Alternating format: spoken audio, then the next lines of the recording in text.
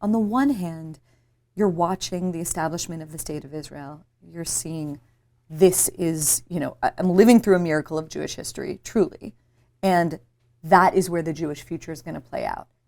And yet you decide to study Yiddish literature, not Hebrew, Yiddish, the language, in my view, of the Jewish past. Why? Why Yiddish? Why were you drawn to that field? Well, it's complicated. But that is not how we perceived Yiddish in our home. Right. How did you perceive it? Well, you see, my mother, when we came to Canada, my father's family, my father's brothers were already there, and they all lived in the toniest part of Montreal, the area called Westmount, or into Westmount. That's the western side of the mountain, so to speak. Well, after 1 year of that, my mother moved us. And so I sometimes say, we are the only deliberately downwardly mobile family that I know.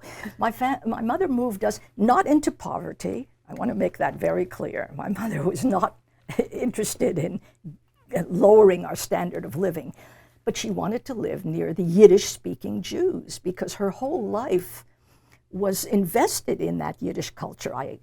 As I was saying about Vilna, you see, that was their life.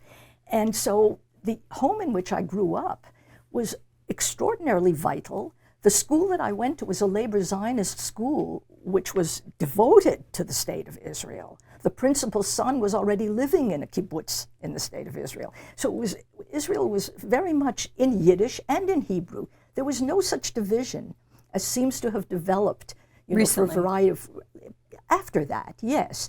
And because of political reasons, the politicization of Yiddish on the one hand, and then the need in Israel to get rid of Yiddish because they were so intent on consolidating the country around one language, as they would have had to do.